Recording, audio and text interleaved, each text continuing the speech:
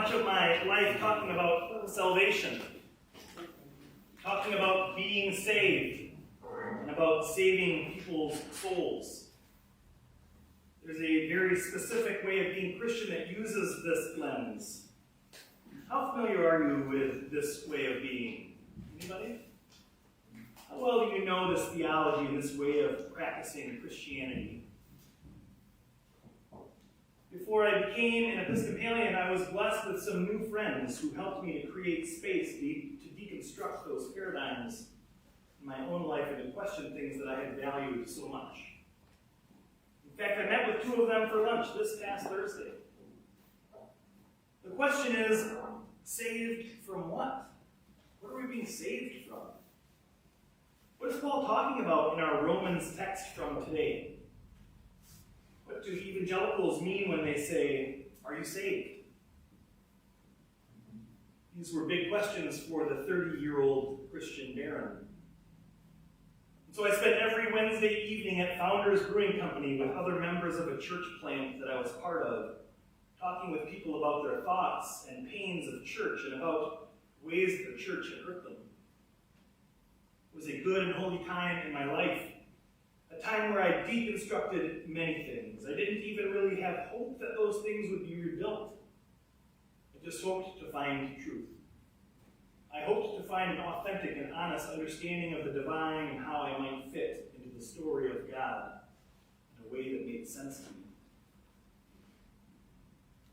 By now, I had rejected much of the theology that I'd come to know. I still had hope that I might be able to hold on to some Christian faith. I hoped to hold on to some sense of a divine creator. I was hoping to hold on to some sense of the faith that had been passed down to me.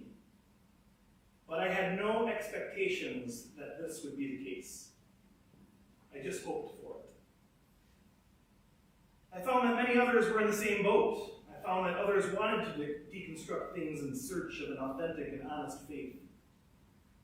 Sure, some of our efforts were just whining, identifying problems without any hope or plan at fixing them.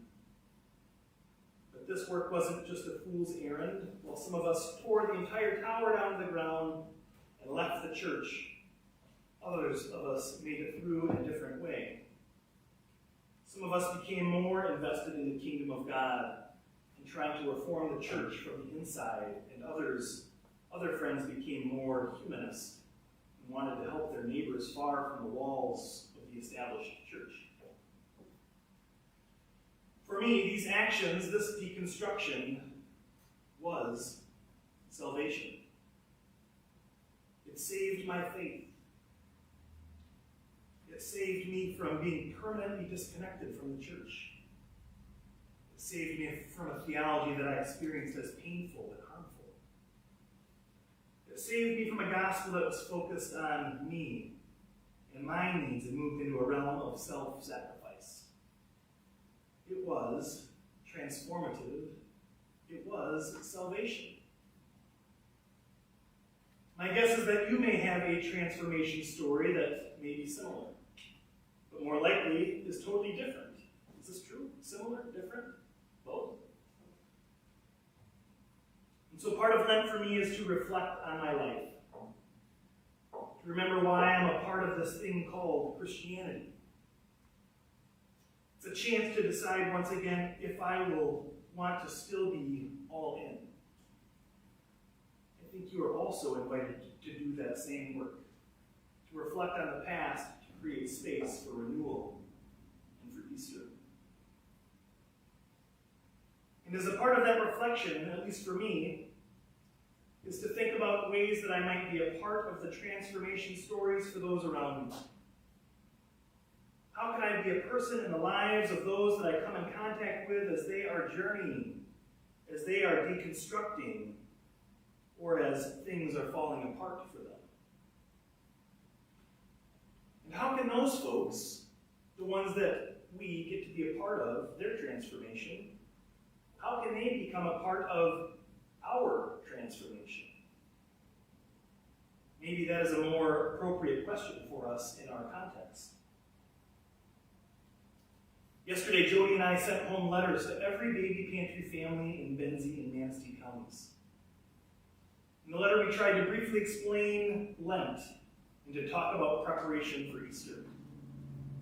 In the letter, we let these families know that we see them as our families, not in an icky, possessive way, but in a loving and invitational way.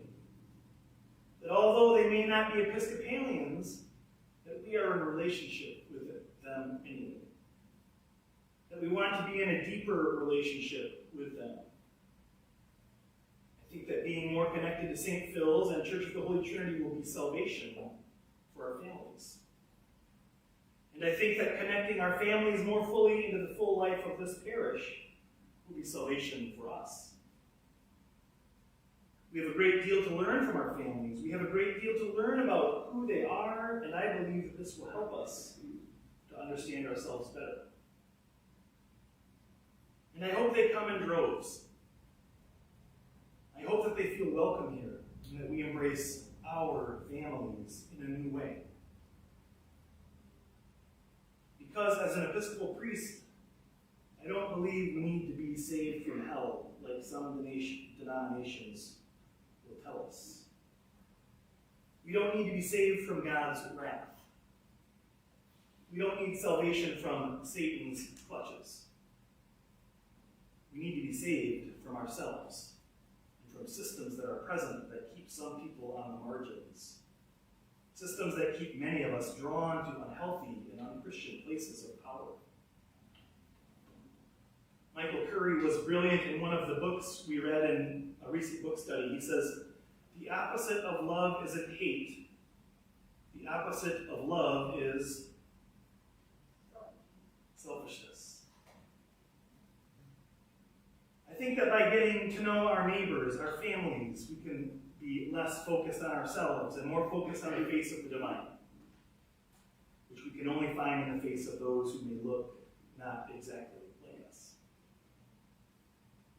We want you to know the vestry has adopted a new model of organizing ourselves to help increase engagement with the work of the church, create more collaborative relationships in our decisions, to help us dream about what God is inviting us into next. And the mission team will need your help in asking, what is creating the perception of a chasm between the outreach building and our worshiping community? What do we need to change in order for those messages of welcome, love, and belonging to be translated into invitation for our families? And the properties team will need help in exploring ways in which we can use our physical space to be more connected to our neighbors. The administration team will need help in organizing the behind-the-scene essentials to help us reconcile all people to God and to one another through Jesus Christ. So, St. Phil's, contemplate these things. Talk about them today as you sit with other members of this church. Dream about the parish so we can act on behalf of others. In this Lent, we call upon the name of the Lord to help us to do our work, to help us move from a welcoming parish to an inviting parish. Everyone who calls on the name of the Lord shall be saved.